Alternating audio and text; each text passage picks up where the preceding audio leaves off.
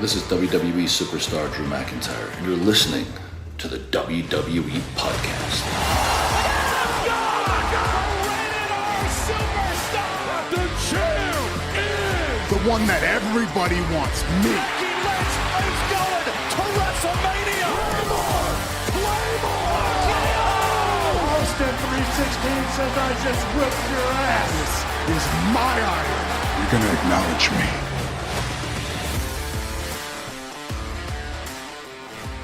Time for the mailbag. It is Friday, the 10th day of January, 2025, and we are going to jump right into those emails here.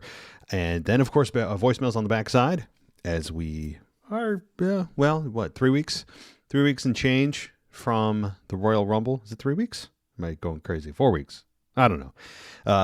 So I think we got about 20-some days until the Royal Rumble, which is going to come up quicker than when you realize. 2 weeks go by, bam, Royal Rumble's next weekend. Here we are. Here we go.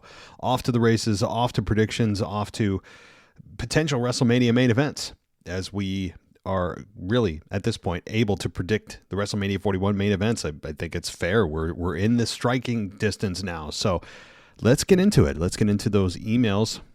And we'll start, as always, with patrons and start with James. James from the UK. And he says, with Raw starting here at 1 a.m. in the UK, I would usually watch it the next day. But on Monday, I decided to sacrifice sleep and I was left a bit disappointed. I expected some sort of progression towards Rock versus Roman. When The Rock placed the Ulafala over Roman's head, I prayed for a rock bottom, and The Rock standing over him saying something like, you might be the OTC, but you've not beaten the final boss. Do you think we'll still get it at WrestleMania 41?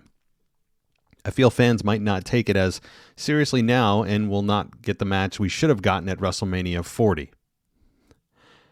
Well, you've been looking for The Rock versus Roman. Seriously, it's been discussed for 10 years now. I'm not even kidding. Royal Rumble 2015, go back 10 years. I bring this up often because it is such an inflection point in Roman's career and really the trajectory of the main event. Roman Reigns in Philadelphia as the Royal Rumble winner gets booed out of the building as a babyface when he was the big dog. Rock comes out to try to save him. Rock gets booed for trying to support Roman. 10 years. So they could play on that. It's a nice even 10 years now. They really have something that they could use as a foundational piece for The Rock to potentially ruin Roman Reigns' Royal Rumble. But if we don't get Rock Roman at some point, is it even possible to not get it? I mean, we saw what happened last year, but here's the thing with Rock Roman. I've said this literally for years. The title doesn't need to be on the line. No title needs to be on the line. Just pride. Just family precedent. Just tribal warfare, whatever they want to call it. That's all that needs to be on the line. You just need the two men. You don't need any additional sauce. Nothing. So, all right. I thought the matches were pretty good with Punk versus Rollins being the best of the night, apart from the multi-finisher spots. And with all the advertising all over the canvas, I hate it too. It should be blank and also ditch the sponsors along with the ring aprons and barriers. Bring back the traditional pay-per-view aprons. All the best. James from Scotland. James, I wish we could. But money matters to them big time. Okay, as it does any organization. I don't fault them for that. But as a traditionalist with pro wrestling, I don't accept this new advertising, billboarding over everything. I mean, at some point, you're going to now see logos on the ring attire for wrestlers. I mean, we're going to be that far. Somebody's going to get a tattoo of it, right? I mean, it's insane. And they're making up for a lot of it for lost ad revenue that they were making through USA Network. Yes, there are ads on Netflix, but the additional ad revenue, and maybe even more than that, is coming from the the sponsors paying probably out their nose to put their brand on the WWE ring mat, on the canvas, on the ring apron for 3 hours. A lot of money. So it's money, man. Money, money, money. It's kind of in a much, much smaller universe here. On this show, you hear the ads. If you're not a patron, you hear ads on this show. Same thing. Monetizing my show makes sense. It's annoying, right? But you can pay to remove the ads. which leads me into my next pitch here, guys. And by the way, thank you, James. Head on over to patreon.com if you want an ad-free experience /WWE podcast. Let's go to Darren, another patron, says, "Hey, WWE podcast family, did you guys hear Raw is on Netflix now?" What? Darren, stop messing with me. Darren, I don't believe you. I'm sorry. The first episode had its good and bad moments, but I just want to talk about one thing, how disappointing The Rock's promo was. If WWE's goal was to bring in new fans and bring back old ones, which it clearly was with all the legends, I personally think it would have been better to keep him heel. Not saying to run down the crowd, but he shouldn't have been praising Cody. Anybody else could have done that. Everybody knows what a babyface Rock is. And if they see that he's now a bad guy and actually enjoyed and involved the story, that would make me want to keep tuning in. P.S. I'm going to SmackDown on the 17th. Awesome. Well, if you want to give me your thoughts on the in-person the 17th SmackDown, please. I'm guessing it's a week from today. I'd love to hear your notes. So The Rock's promo did, if you're looking for heel Rock, the most successful version of The Rock, by the way, we didn't get it. We got Dwayne playing The Rock, playing the babyface Rock, and suddenly all the storyline progression with Cody and Rock goes out the window in a trash can with one promo. They're joking. Cody says thank you. And what the hell is Cody sitting in the crowd for, too, by the way? Why is he there? Why are any of the wrestlers there? I talked about this on my Raw review. Why are they there? It's not I don't want to feel like you're part of the fandom. Don't tell me you're a fan. Okay, you guys are supposed to be larger than life. You're supposed to be elevated in status, not as a human being, but as a wrestler, as an entertainer. We pay to see you. I don't want to see you pretend to be one of us. So stop it. You have your undisputed champion sitting in the crowd, presumably voluntarily. Just terrible. And yeah, the whole thing with The Rock and Cody and making jokes and what is happening? Can we just... I'll let them do a redo here. If they go back to what they originally had planned here and stop with the whole brand stuff above all else, then I'll throw away this one episode and just move on. But if they continue with this as The Rock just being Dwayne playing The Rock, I'm not here for that. Thanks, Darren. All right, let's go to Shahar. And from Israel, she says, "What's up? I wanted to share with you my deep disappointment from the Raw debut on Netflix. It all started, of course, with The Rock opening the show. Why? He just couldn't help himself and had to take this spot from another star who deserved this more, like Cody, Roman, Seth. And not just that, he also thanked Cody? What? Well, I just went over that, Shahar. I mean, you took the words out of my mouth, or I took them out of yours, rather. Just it's terrible. Terrible. I know he's on the board of TKO. I don't care. From a business, this was like a corporately created business entertainment event. It wasn't a professional wrestling event. And I think WWE, eventually, they may take it too far here. And I'm not saying WWE is on the decline. In fact, obviously, they're in the opposite direction. So everything I say here is, of course, being disproven just simply by stats, revenue, ratings. But from a viewership and old school mentality, they are moving so far away from pro wrestling, it would make Vince McMahon blush. I mean, there were times, and I know we all look back sometimes unfairly, and everything bad that happened was Vince's fault. Everything that happened was, everything bad was Vince. Everything good was not Vince. And that's not fair. At times, I even have an issue with just that lens, historical lens, and it is not fair. And it's not accurate either, more importantly. But Vince did have and show a lot of respect for the business at times. He didn't have the wrestlers sit in the crowd voluntarily. Okay. That was not something Vince McMahon did. And I'm not saying Triple H is all responsible for this. Nick Khan is a lot of very much responsible for this. The McMahons are no longer in charge of the WWE. So we're now getting a vision of somebody who's not a McMahon, of what the company should be and will turn into. Like, that's the vision we're seeing. is somebody who is not a McMahon, who has no professional wrestling experience owning the company or running a professional wrestling company, who's now who's saying that entertainment is above all, the brand is above all, but yet they still refuse to acknowledge that they're a professional wrestling company. They are. That even Triple H would say they're not. They are. And what fans want is to believe. I want to believe. I want to make me believe. And they have now gotten so far from that. Even with Triple H at the front of the office here of creative, they're moving in such the opposite direction. Not just with the match styles or the match pacing, and every match seems to feel the same. The lack of just general selling in matches, the insane overuse, the egregious, hilarious, but also very just bleak use of finishers in matches. The very much fourth wall breaking promos that happen all the time. They've pulled the curtain back so much that it's like fans don't want to see that anymore. Like, we know what's behind the curtain. Pull it back. Let there be some kind of mystery. Instead, they're like, oh, no. Yeah, we know that you know that we know. So why even keep it closed anymore? It's like, no, see, that was part of the magic. Part of the magic was you keeping that curtain closed. We pretty much know what's behind the curtain, but we still want to have that childhood belief. That part of us that wants to believe, because it's more fun that way.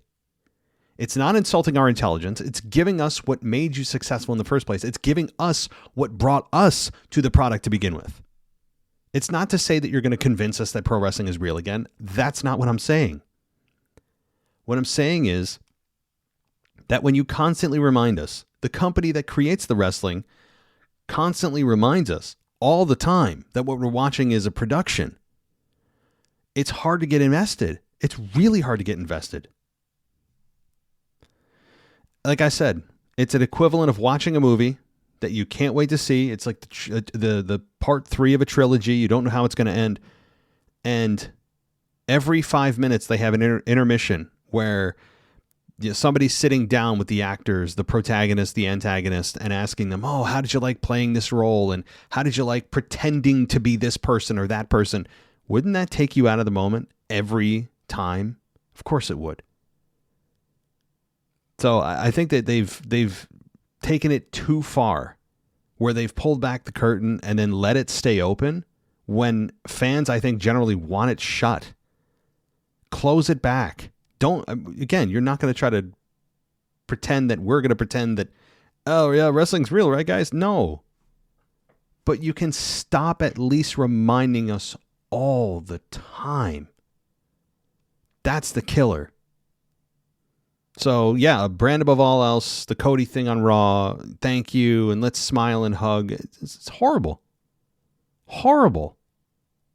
I'm just befuddled as to why they would do this.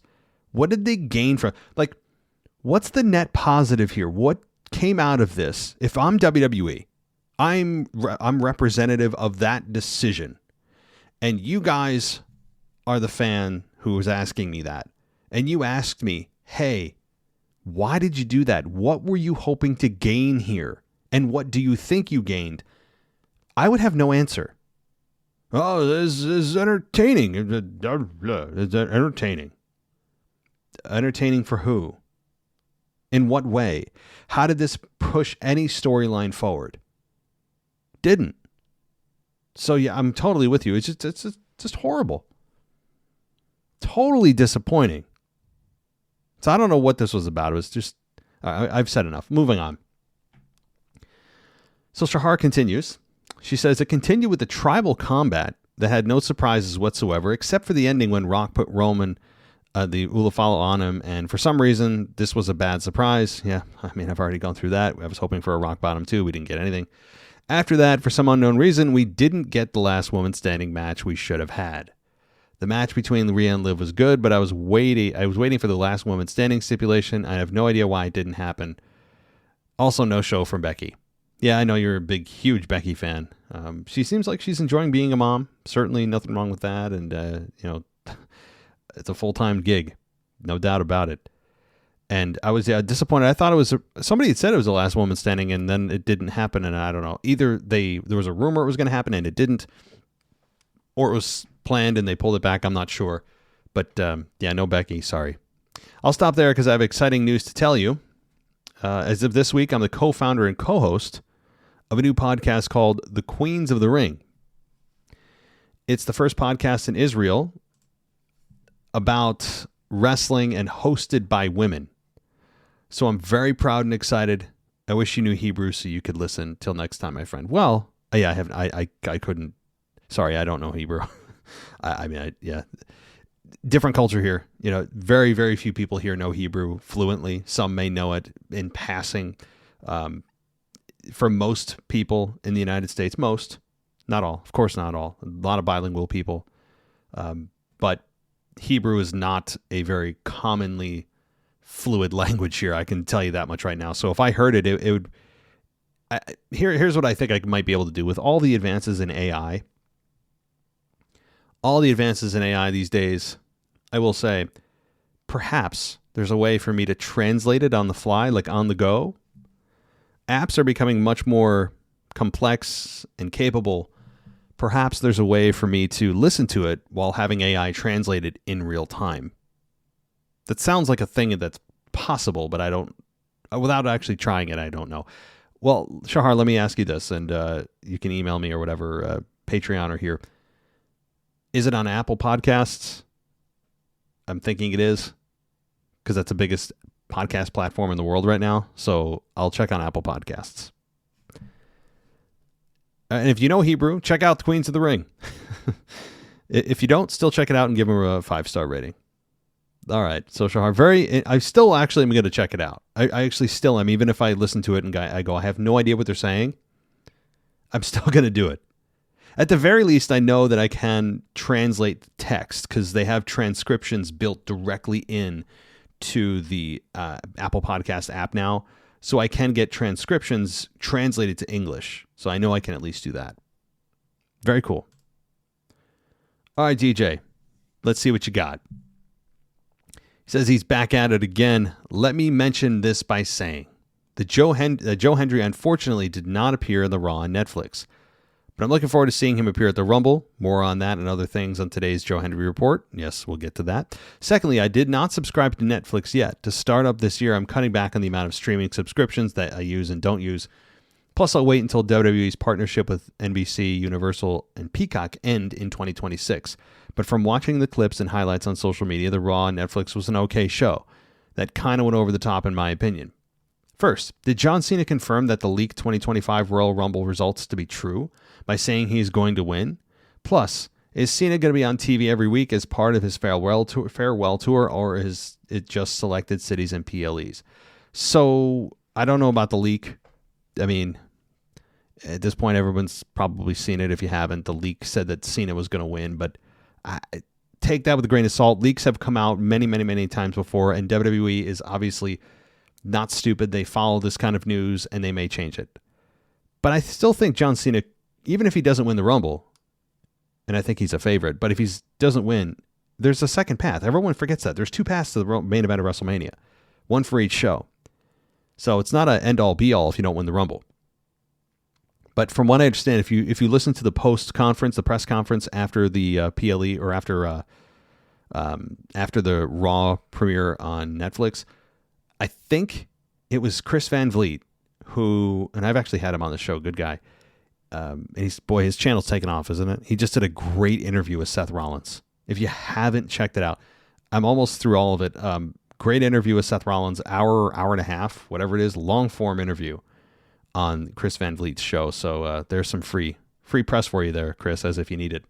But I will say, though, that John Cena did mention in the press conference that he has 37 dates that he's going to be on over the year. So that means, hey, that could mean wrestling. That could be just dates.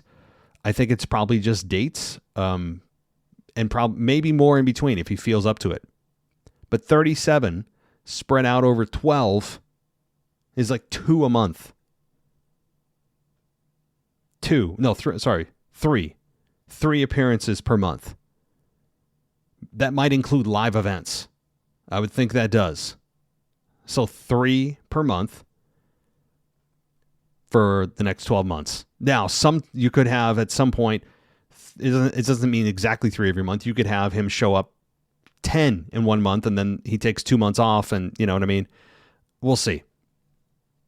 And hopefully no injuries. Okay, what's up with The Rock acknowledging Cody Rhodes' accomplishment for, quote, carrying the company on his back? And by the way, stare down between Rock and Roman didn't lead to anything. I was expecting the final boss to strangle Roman with the Ulafala. I guess the rumor is true that The Rock will not appear at 41.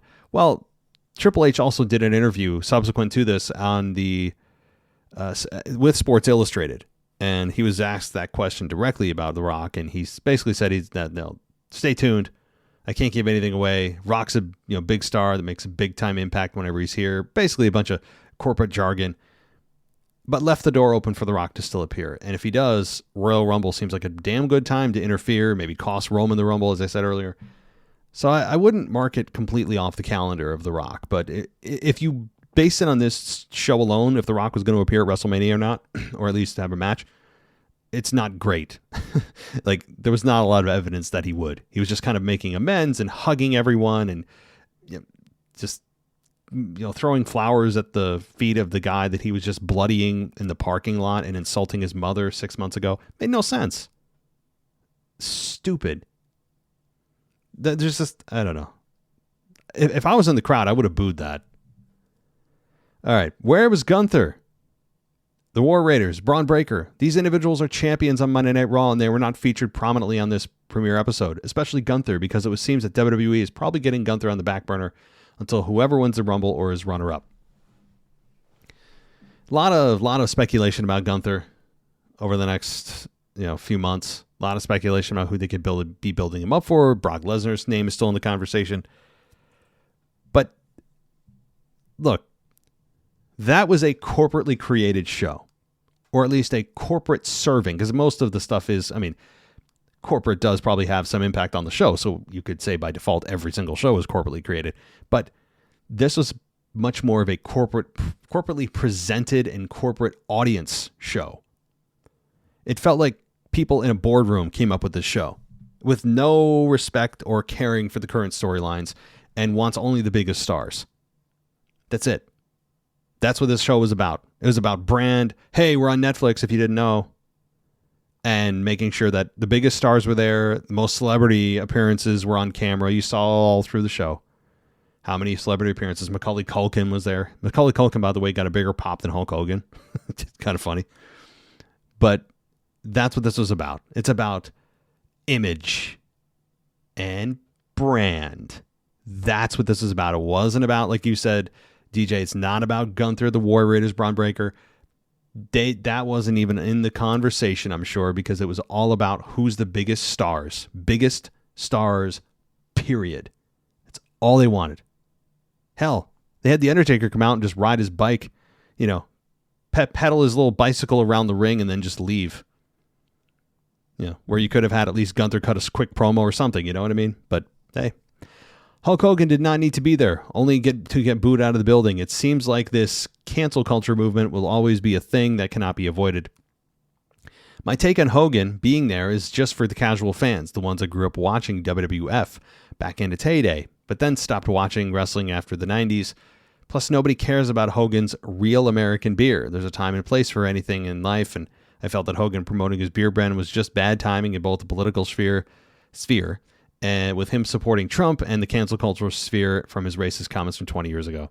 Yeah, it was just a perfect storm. And plus, again, you're in a really politically opposed, and I'm using that as gently as I can. You talk about a diametrically opposed city. It's about as blue as it gets over there, and he is bright red. So you take that, you take the racist comments, and you take the fact that no one cares to really see Hogan anymore at this point, and then he starts promoting a beer that he's just selflessly promoting shamelessly, and you wrap that all together and people are just rejected it outright, and I understand why. It makes perfect sense. This isn't a mystery. There's not a lot to dissect here. You don't need to do a lot of investigation. There's no dissertation that needs to be formulated over this. It's very clear. All right. The Undertaker, Mark Calloway, showing up at the last man standing match. Was it a last woman standing? No, it wasn't. It wasn't because Rhea Ripley hit 2 Riptides to beat Liv. But it didn't make sense to me. It felt very odd, out of place, because it made Rhea, in my opinion, look like a lesser star in contrast to Taker. I predicted that Rhea would win, but what this loss will do for Liv and then what's next for her outside of a likely title rematch at Saturday Night's Main Event. No, I actually don't think they're going to have a rematch. The reason is they build this as kind of the finale, and I think the fans are ready to move on. If they have a rematch, I'll be very surprised. I don't think the fans are at all interested in that. As I've said, I think Liv is going to move into the IC title picture, because she certainly showed she can become champion and be a very, very respectable champion. So if she starts chasing the IC belt after either Dakota Kai or Lyra Valkyria win it, that's fine. Maybe she'll attack either one of the winners after they win the IC belt on Monday. Because forget, that's another big match coming up on Monday. But yeah, I don't know what the hell Undertaker did. That was his place. Undertaker over the last couple of appearances has done things really oddly. He's done things like, again, he appeared at WrestleMania 40 where Stone Cold Steve Austin was a perfect fit and he didn't because of money. And Taker shows up, chokeslams The Rock. Again, there's no precedent for that. What's the precedent for Undertaker chokeslamming The Rock at WrestleMania? None, other than just we couldn't get Austin, so we got Taker. At least with Austin, it makes sense. It makes sense why he was there. They're natural enemies. You also had Undertaker show up and then just ride around the ring, ding, ding, ding on his bike, and then raise his hand with Rhea. But it did make Rhea look like, oh yeah, Rhea's a big star, and then you put Taker next to her, and she's like, it's like, oh yeah, yeah, I agree. And last but not least, Penta did not make his debut. You probably don't know who Penta is. He's a former wrestler from AEW and previously from Impact and Lucha Underground. He was originally supposed to be the mystery tag team partner with Rey against the New Day, but that match got taken off the card seemingly at the last minute, which was kind of weird because there were only 4 matches on this 3-hour premiere. 4 matches. That's insane. DJ Kuzmo signing off. Have a great weekend. Well, again, it does make, or it is insane for a 3-hour plus show. You have 4 matches. But when you look at what the purpose of this show was, as I just mentioned 5 minutes ago, the purpose was biggest stars, biggest celebrities, promotional show, make a statement. Look how important WWE is. Look how big we are with all these celebrities coming out. Yeah, look at The Rock. Even The Rock's coming out, and he's putting all the storylines aside to just be Dwayne. That's what this is about. So you know where WWE is when push comes to shove, where their priorities lie, and that will always be with the brand, not with individual storylines. They don't care. So it was about just promotion. That's it. It wasn't a wrestling show on Monday.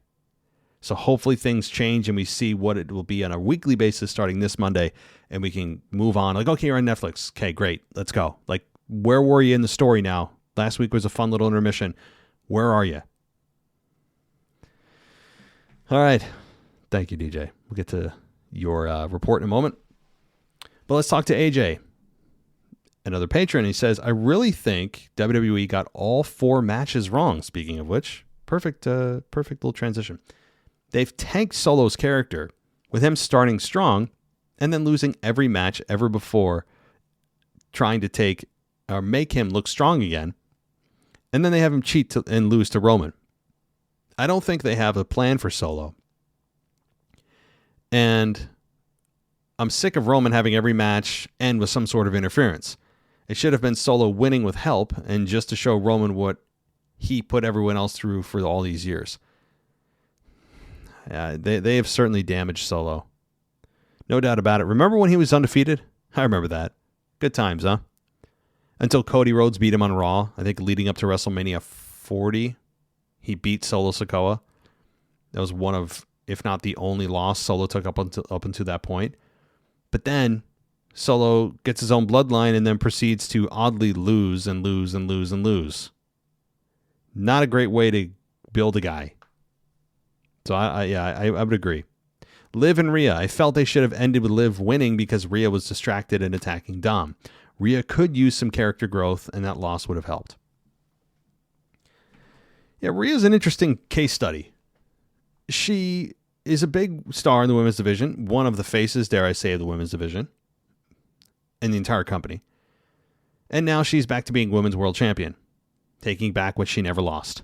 So for sure, the storyline has come full circle. But Rhea, now that she's past the Judgment Day, and she's past being the part of the Terror Twins, she's past the Liv Morgan deal. This is a new chapter. This is actually a really good time to start talking about Rhea as where's she going?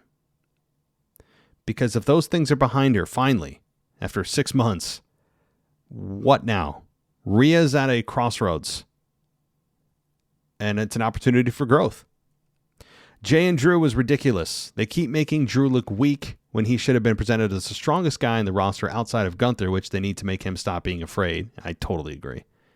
Fear should never even enter the mind of Gunther, by the way. Ever.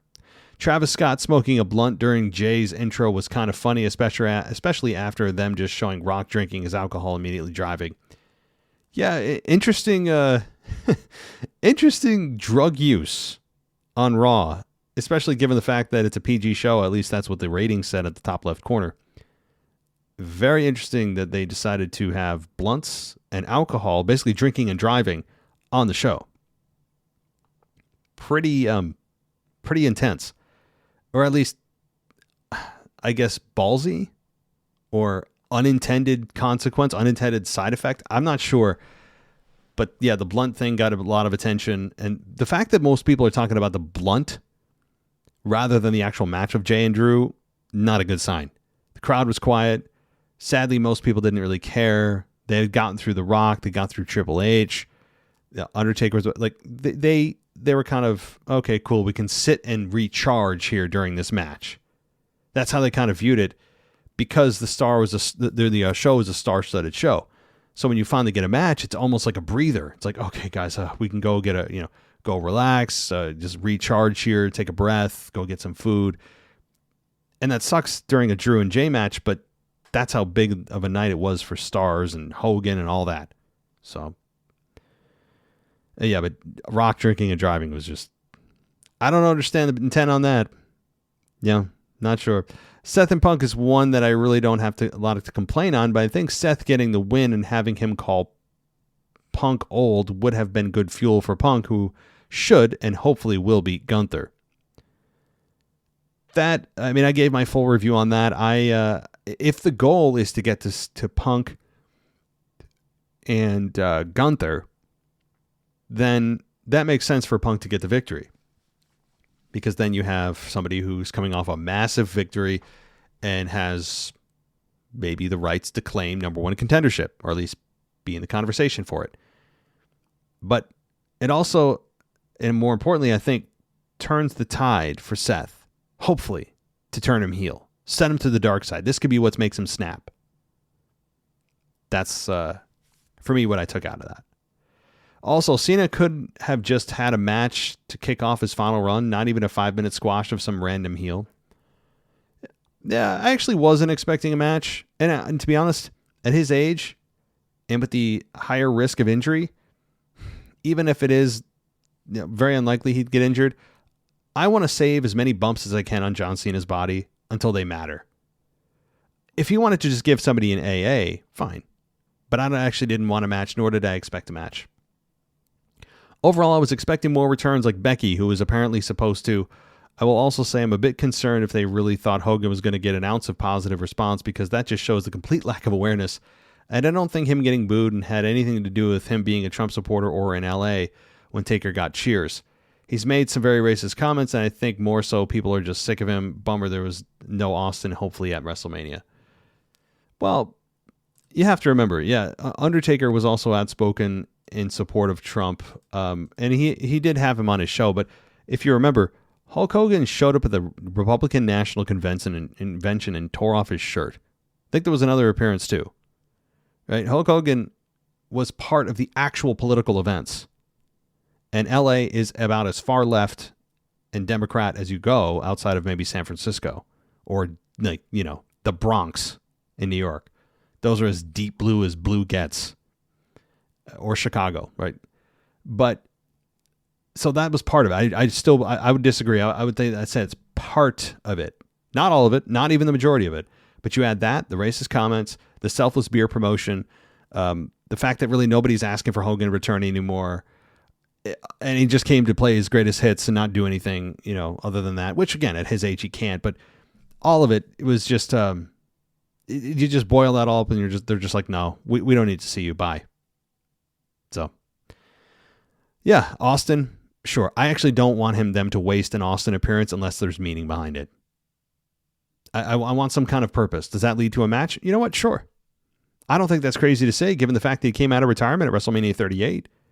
I don't think that's an unfair expectation anymore to say that I want Austin, if he's going to come back, to not just do his typical, drink beer and maybe give a stunner, maybe not, and then leave. No.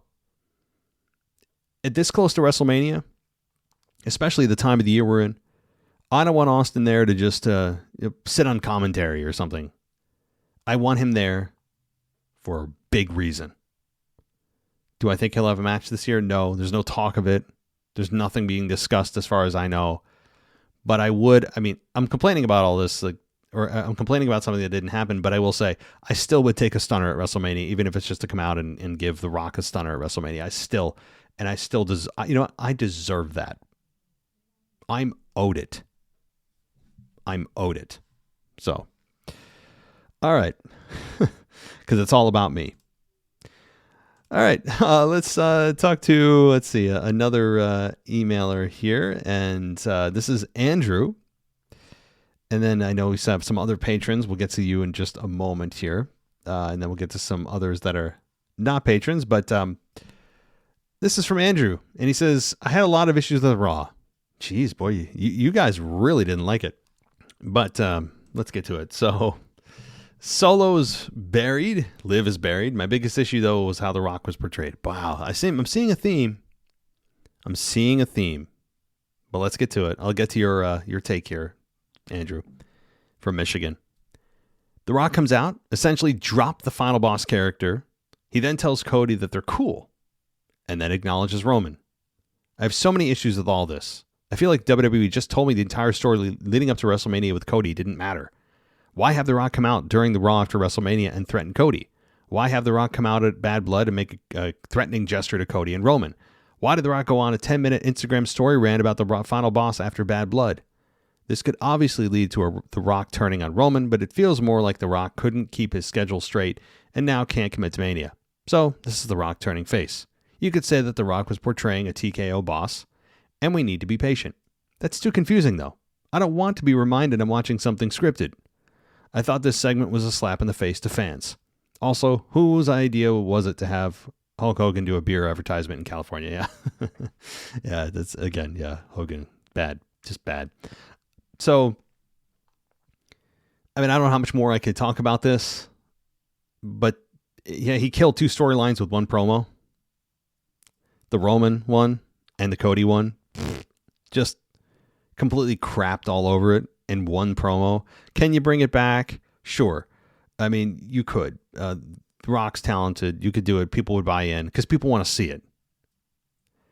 Yeah, you could easily have The Rock bring this back. But it's just, for 190, it made no sense. And then we'd have to just pretend that Monday night didn't happen. But yeah, all the stuff, Bad Blood, WrestleMania, insults, beatdowns, all of it. Just like, what was it all for? To just play Dwayne? For what? For what? Yes, just this total misstep. Total misstep. All right, so we have got some more. I'm going to dig inside Patreon. Let's do it. So, who do we go to first? Let's go to Scott. Scott M. And he says, "Hey, quick one for the mailbag. I hope you had a good Christmas and New Year. Thank you, you too. Just watched Raw on Netflix and wow, it was like a PLE. Solid matches and John Cena's promo was awesome." So the first two sentences are good. Here we go. Now for the negative. We're obviously not getting Rock versus Roman after Dwayne showed up and did his usual greatest hit moments and thanked everyone, including Cody. Did the man forget he's a heel? Unless WWE swerve this again and have The Rock cost Roman at the Rumble, then we won't get much or won't get that match for another year, which is a bit frustrating as neither one are getting any younger. Could you see The Rock entertaining the Rumble or throwing Roman out? Also, we are getting Chad Gable versus a luchador next week on Raw, which is obviously going to be the debut of Penta. I'm hoping that they push this guy far because his in-ring work is great, but I'd also love to see R-Truth in a mask come out before Penta actually debuts. Thanks, keep up the good work, Scott from UK. That's pretty good. Pretty good, Scott. I like that. Having R-Truth do that, dressing up in a, just putting like a mask on, like a Rey Mysterio mask and pretending he's luchador. Yes, please make this happen, WWE. Yes, Penta is clearly going to be the debut opponent for Chad. Again, I don't know how much more I can hammer this home with Rock and Roman. I feel like that's been the whole topic of the show here for 40 minutes. But you guys are talking about it. I mean, that's my one hope here. Here's my prediction. You guys want something here? My prediction is this. The Rock shows up at the Rumble, costs Roman the Rumble, and Rock also loses, but he costs Roman, and then Roman and Rock go to WrestleMania and face one another. That's my thought. That's where I think we're going, is Rock screws Roman. Roman ends up still screwing The Rock somehow. Maybe he comes back in the Rumble, eliminates The Rock, so they essentially eliminate each other, and we're off to the races. That's what I think happens. Thank you, Scott. All right, one more email. And it's from Tom from North Florida, where he says it's a chilly 26 degrees. Wherever that one guy in Florida does his weather report, I need to go there. That's Brad. Brad from Florida. I would like to talk to Brad, though. I think he's northern Florida. I'm pretty sure. But I would like to talk to him because he's been bragging about that weather. But even in Florida, the cold has dipped all the way down there. Yes. The cold has dipped all the way to Florida. So where are you at now, Brad? Okay. So, man, here we go, guys. This is more Rock stuff. Boy, I figured The Rock would be a small, let's say medium-sized topic. It has completely overtaken the entire show here. So it sounds like, guys, I know I'm repeating myself, but I want to give you guys a voice. All right, and I'm trying not to say the same thing over and over. So if I feel like I'm going to repeat myself, I won't respond too much to this because it's like, oh my God, we've already heard your opinion. But I want to give everyone else a chance. So here's what Tom says. I was really disappointed with The Rock's return on Monday. So you're telling me the last 4 times he was on TV, he made Cody Rhodes bleed in the rain, beat him up, told him he was coming for his belt, then came back at Bad Blood and made a seemingly angry gesture to him and Roman and went off on a rant. But then last Monday, he makes a joke about the whole thing and asked how Mama Rhodes was doing while Cody laughed together like they were two best friends retelling good times. WWE, to me, missed a major opportunity with this story. I always thought Rock should have been the mastermind behind the new BL, Bloodline. And when he walked out there to give the follow to Roman, I was hoping he'd put it around his own neck instead of Roman's. This was the perfect setup to a future feud with Roman, and I feel like WWE blew it. Also, where does Solo go from here? If Roman is going to Raw to feud with Punk or Seth, it seems the new Bloodline story could be buried some on SmackDown. There is, right now, here's the thing. Here's what WWE has to lean on. The Royal Rumble. What that means is the Bloodline doesn't have to feud with any other particular group. And it feels like the original Bloodline has kind of already gone their separate way. It felt like a one night only, and now they're kind of, they're in their own little cells. Like Sammy will defend Jay and Jay will defend Sammy, but like they're not a cohesive unit. So we got our answer there as far as how long that'll last. But it's the Royal Rumble, which means every man for themselves, which means you can have the Bloodline feuding with like individual big stars, and that's probably where it'll land here. But you're not going to have them feuding with a babyface group. There's not even really a babyface group on SmackDown if you take away the OG Bloodline, which seemingly they already have. So Solo is interesting. I think he'll compete in the Rumble. He's not going to have a singles match, but he's going to compete. He'll be a big player in the Rumble, obviously not going to win.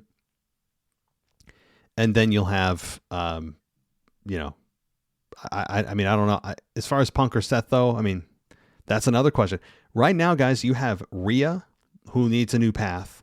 You have Punk and Seth, who need to figure out where they're going, if this was a one and done, or if Seth's turning heel, or if Seth attacks Punk off the loss, right? You have Roman kind of in flux. If he's done with Solo, then where does he go? You have Rock, who just made amends with everyone. You know, he just decided to be Dwayne instead of The Rock, which was just horrible. Yeah, you have Cody, who is still kind of feuding with Kevin, and like, but not really. It's a weird time. People seem to be in between programs, waiting for something. And this past Monday did nothing to really help that. In fact, it aggravated the issue. And as we get closer to the Rumble, hopefully things get back on track. Hopefully even this week, after this just big celebrity circle jerk is what it was. I mean, let's call it what it is. It is one big circle jerk of the executives and celebrities just in one big circle. You know, everybody, quote, giving each other a hand. You got the visual in your head? Good. I'm trying to make this somewhat child friendly. Right, with a word like circle jerk, that'll really do it. That'll bring the kids in. That'll have the parents turn up the volume on the show. But that's what it was. That's, that is the best way to describe Monday, is that. So, great questions, Tom. I don't have the answers. You're asking them because it's a kind of a convoluted mess right now. And I don't have an answer. I gave you my predictions, but yeah. So thank you, Tom. And we are now going to get to some of the voicemails here. I'll try to get through all of them, running close up on time here. I had a feeling that this would be a big show for the mailbag, but let's see how many we can get through. This is DJ Kuzmo back at it again on your Mailbag show. Record you live on a Wednesday morning, and you know what time it is. It's time to Say his name and he appears. I believe in Joe Hendry. I believe in Joe Hendry. That's right, folks. Joe Hendry is his name, as I take you to my 26th episode of the Joe Hendry Report, recording to you live, as always, from an undisclosed location. I must mention another award that Joe Hendry won, this time for NXT, as they did their 2024 awards. None other than Joe Hendry wins the Moment of the Year. So let's count it off, folks. Joe Hendry has won 3 awards. 2 awards in TNA, Male Wrestler of the Year and Moment of the Year. And in NXT, he wins Moment of the Year. If you remember, he did have a main event matchup against Ethan Page at NXT No Mercy in September of 2024.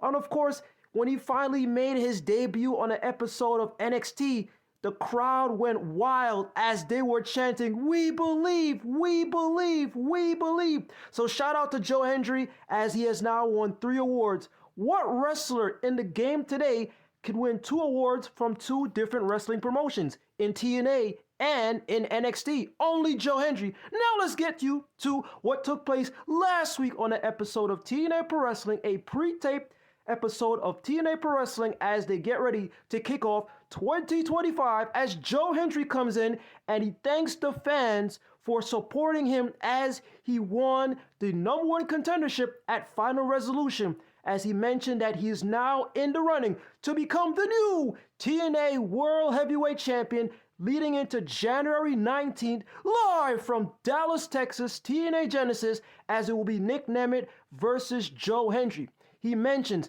that way back on January 1st, 2013, it was his resolution that he wants to become a professional wrestler.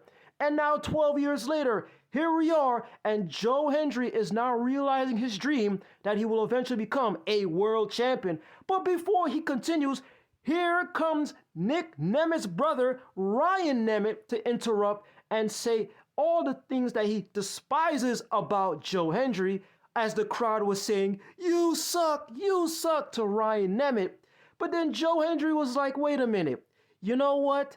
For everything that I'm about, you will never be on the level that I am at. Just paraphrasing here, folks, just paraphrasing. Anyway, Joe Hendry made a match for Ryan Nemeth against the ECW legend Rhino. But the match ends in disqualification as Rhino attacked Ryan Nemeth with a steel chair. But later on in the show, here comes the TNA World Champion, Nick Nemeth, as he gave his congratulations and of course acknowledges that Joe Hendry is the #1 contender, and rightfully so, because he is the face of this company in terms of how the crowd loves him and how everybody in the locker room supports Joe Hendry. But then Ryan Nemeth came in and interrupted Nick Nemeth and says, why are you supporting this guy? Why are you acknowledging Joe Hendry? I still have an issue because he stabbed you in the back when he attacked you a couple of weeks ago at a pay-per-view. And then, of course, Nick Nemeth was like, wait a minute, let's not go down this road. He did that by accident. He attacked me by accident. So here we now have that Ryan Nemeth proposes a tag team matchup for next week's episode on TNA Pro Wrestling, as it will be Joe Hendry and the ECW legend Rhino versus the Nemeth brothers of Nick Nemeth and Ryan Nemeth. I must also mention that Joe Hendry will now be part of Chris Jericho's Jericho Cruise that will be happening on February 2nd, 2025. Isn't that a very strange coincidence that it's the day after the Royal Rumble? So is there a possibility that Joe Hendry could also make an appearance at the Royal Rumble before he makes an appearance on Chris Jericho's Jericho Cruise called 6 on the Beach that will be happening on February 2nd. Whatever the case may be, this is some exciting times for Joe Hendry, and yes, he has to win the TNA World Championship. We all saw this past Monday night on Raw, Rhea Ripley regains her championship. We saw Tiffany Stratton become the new WWE Women's Champion on SmackDown a couple of nights ago. This is a possibility that we could have a new champion in TNA in Joe Hendry. So always remember, folks, to say his name, believe, always remember the words that Joe Hendry says anytime, any place, and any show. And most importantly, always remember to do this. Wave your hands from side to side and say, oh, I believe in Joe Hendry. Joe Hendry is so prestigious. Once again, this is your guy, DJ Kuzmo. Have a blessed week. Be kind to one another. Stay safe, my friends. Believe and peace. Well, DJ, you present a pretty convincing timeline. I mean, does seem to be open that, he could be there for the Rumble. I keep holding on to it. I don't know. I mean, if you look at the quote unquote leaked Royal Rumble sheet, I don't see his name there, but doesn't mean he can't appear. It's not finalized. I think that it's possible, and I appreciate all of your updates on his awards that he's winning, where he's going, who he's feuding with, and you stay hunkered down in that undisclosed location, my friend. You stay hunkered down, stay warm, and keep us updated. Alrighty, let's get to the next one. Hey, Matt, it's Brad in Florida. So on WWE Netflix, I'm not going to give you a weather report because it's cold here, but on Netflix, just a couple of things that, I thought were weird. Triple H said it was going to be a family-friendly show. I watched with my kids. I know a lot of people out there that listen don't give a shit about this, but you have The Rock drinking and driving. You have Travis Scott smoking weed. And by the way, let's not forget, Travis Scott is a guy who had 10 people die at his concert while he seemingly didn't give a shit and just kept singing and oddly chanting to them in Houston while, with all sorts of imagery around the concert and all sorts of crazy stuff. He gets cheered, but Hulk Hogan gets booed for having a different political opinion. I know that people will say that Hulk Hogan got booed because of all the things in the past that he said. He said something on a phone call 10 years ago whatever. I don't give those fans enough credit. I think they were remembering him supporting Trump, and that's why, you know, that happened. That's why he was booed. I think it was just really disgraceful. I don't like, on another note, the refs' new outfits. I think the stripes are the way to go. I think they kind of almost blend in with the floor a little bit too much with this navy blue shirt that they have right now, the new thing. I did think Netflix Raw was cool, like as a spectacle and everything like that, but I don't know. I would have had more exciting, like a return of, you know, a Becky Lynch or a this or that. Make someone who's on the current roster feel like a really big deal. I know they had The Rock return and they had Cena and this and that, but I'm talking about like a wrestler that someone would say watching for the first time, ooh, who's she? Or, ooh, who's that? Or, you know, I just don't understand why Becky didn't come back, why a Charlotte didn't come back, why, you know, maybe an Alexa Bliss or who knows? I mean, I don't know, man. I also thought Rhea winning was kind of the wrong decision or wrong move. I would have kept that belt on Liv for longer. I think she's doing an amazing job. I think she was really compelling on television. I don't see what Rhea getting the belt back really does for her. You know, honestly, I just think you could have waited a lot longer on that. But hey, I guess they wanted to have a title change for that audience so they could see it. But there's a lot more Raw left to go and a lot more wrestling left to go. All right, Brad. Another victim of the 3-minute time limit bites the dust. But thank you, Brad. And funny, I didn't even see your email or your voicemail while I was talking about you earlier with your weather report. So yeah, that weather report is not so good now. But hey, that's much more the exception than the rule down there. Even if you're in northern Florida, you'll be returned to 60s and 70s in short order, where that right now is a pipe dream about 4 months away at best. I mean, sometimes it snows into April and May up here. Okay. I remember, not that anyone cares or asks, but I'm going to share it anyway. My junior prom in high school, I was you're 16? 17? It's not 17. I was 17 years old. And my prom is in May, or was in May. I think it was like May, second week of May, something like that. It snowed. We had like 2 inches of snow in, 2 weeks into May. So it happens. And, it's, so when I hear about, it's cold in Florida, it's like, yeah, that'll last like a week, a couple days, and you're back to it, Anyway, I almost moved down to Florida. I was very close. Very close. I was going to move to Tampa.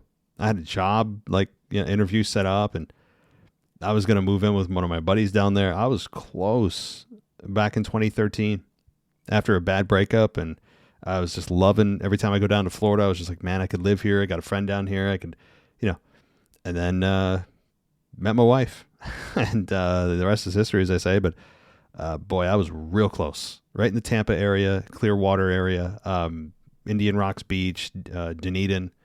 That's where I was looking.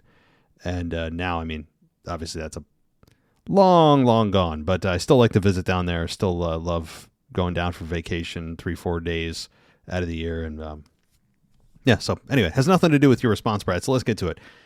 Yeah, family friendly. I just talked about that too, man. Like family friendly, yeah. Family friendly, yeah, you're drinking and smoking, and not only drinking, but you're drinking and driving and smoking blunts. But hey, it all depends on how they define it, because how they define TV PG and family friendly, like that has expanded, not for the better. If you want to know how family friendly TV is defined nowadays, it's not how it was defined back in, when you and I were kids, right? When we were teenagers in the 90s and early 2000s, the umbrella of what's allowed under family friendly has expanded greatly. So that definition has not remained the same. Now, yeah, Travis Scott, 10 people died at his concert. I mean, I don't know. I honestly, here's something for everybody that should shock nobody if you've heard this show. I've never heard of him in my life. Never.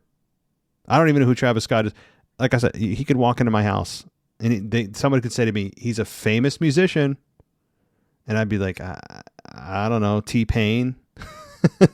Are you T-Pain? I'm not sure.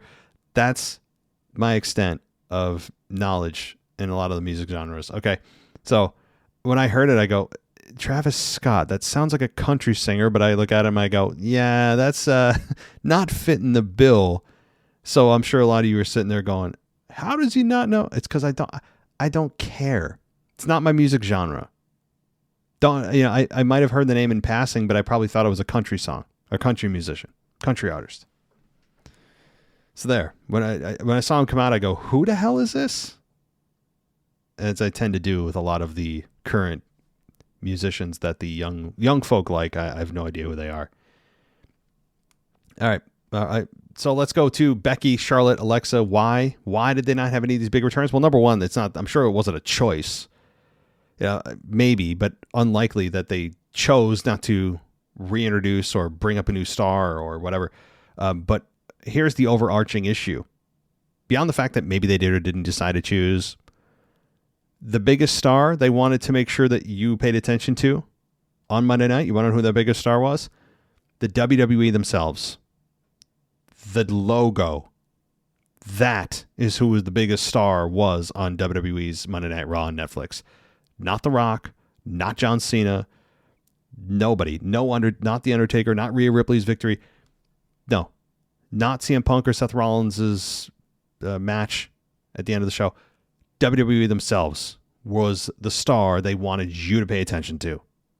So, Rhea, was it a bad decision? Time will tell. I was with you. I thought that Liv should have kept going. I think she was doing fine as champion. Didn't feel like it was ready for her to lose. But here's why I think she lost. WWE views Rhea Ripley as a bigger star than Liv. And there's some credibility to that. Just general brand value. I think Rhea has more name recognition than does Liv Morgan. But Liv has really done an awesome job the last 6 months. I mean, just wow. Credit to her. Maybe longer than 6 months, 12 months. But they want Liv probably involved in the IC title picture, moving into another title picture, because they know she can handle it. Rhea is a bigger star, and it means when you have a bigger star and you have your biggest show of the year coming up, bigger star, bigger show, they jive well. So I think they viewed Rhea as a bigger star. They wanted her going into WrestleMania as champion. And, yeah, I mean, we'll see if that decision pans out. We'll see. It's also the final match. It was billed as kind of the final match in their program, and Rhea was, trying, couldn't get it. So she's reclaimed what she never lost. And remember, she didn't lose it. She had to forfeit it because of injury. So it's kind of fair, as much as I actually would have kept it on Liv too. It's kind of fair that she gets it back, in a world where fairness actually is used to make decisions. So, all right. Thank you, Brad. And we have one more. We'll get to one more voicemail and call it a night. Ask the French guy here, your current European champion, New Year's Eve to everybody. And now Raw is exactly where it should be on Netflix. If you didn't catch it during the show, I wanted to highlight some aspect of the show, which are that most of storylines that occurred during the show were a long storyline in a while. And that's the case for a lot of WWE storylines. What I mean by this, CM Punk against Seth Rollins.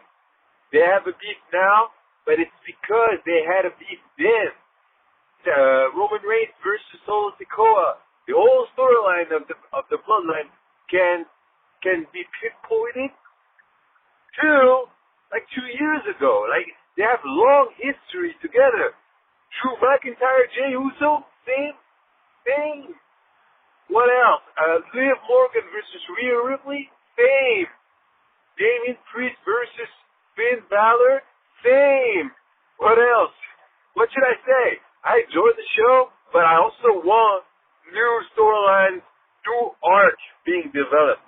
And I hope that the start to WrestleMania Road, starting at Royal Rumble, will write us new storylines, new dynamic. I don't think we will move from the bloodline dynamic at all for the moment. That's okay. I don't want to move outside of the Drew gimmick as well. Yeah, maybe like Damian Priest versus Finn Balor. Please finish this. Finn Balor is such a talent.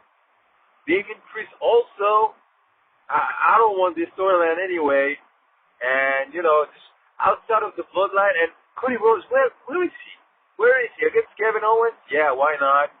But I think we get all of those by turning Seth Rollins heel.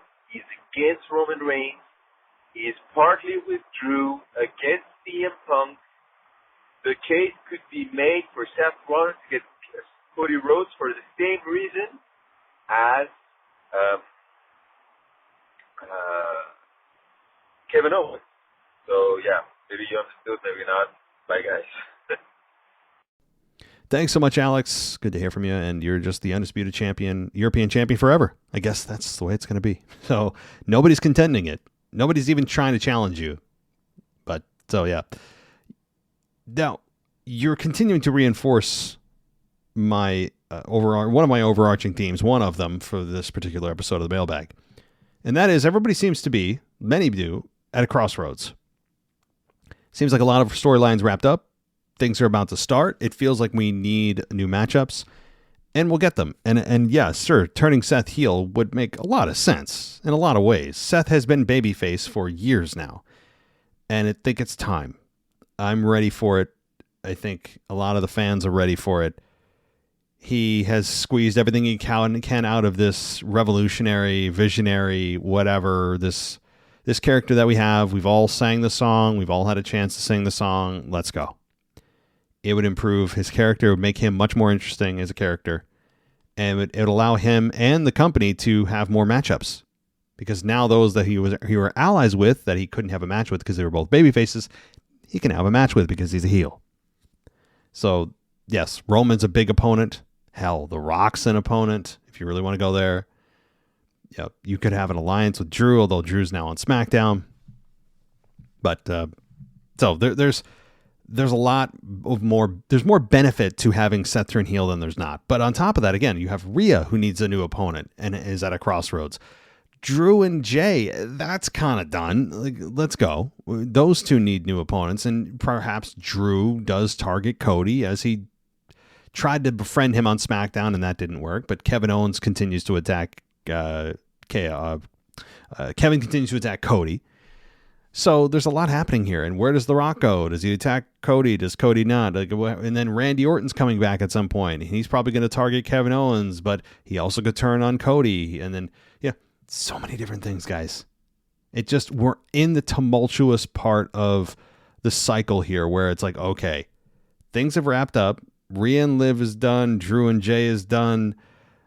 Seth feels like after a big loss, he needs to go somewhere, but where does Punk go? We're like in fogland. We can't really see. We can project to where we might go, but ultimately we can't see 2 feet in front of our face, and we won't know till we know. So it's exciting. If you like unpredictability, there's a lot of that right now. A lot of that. So thank you, Alex. Thank you to DJ. Thank you to everybody that emailed us, called us. Brad from Florida, thank you. And a good show. As expected, a full show here with voicemails and emails coming off of a big Monday Night Raw. If you didn't hear, they're actually on Netflix now, not on USA. I know that shocks many of you. In case you didn't know, they sent a small press release about it. They didn't make a big deal about it. They're very shy when it came to that. So don't go to USA for Raw anymore. They're relying on podcasters like myself to spread the word. Because they haven't really done a good job of it. So go to Netflix, guys. Believe it or not, I'm not kidding. Netflix is actually hosting Raw now. So go there and check out Raw every single Monday. But thank you, everybody. If you want to go ad-free, patreon.com/WWE podcast is the way to go. Or you can go to Apple Podcasts and subscribe there. Both offer a 1-week free trial. And you can listen to everything ad-free. So if you got annoyed by that, you can make those ads go bye-bye. Alrighty, thank you so much, guys. I'll be back on Sunday with your week in review. Until then, take care.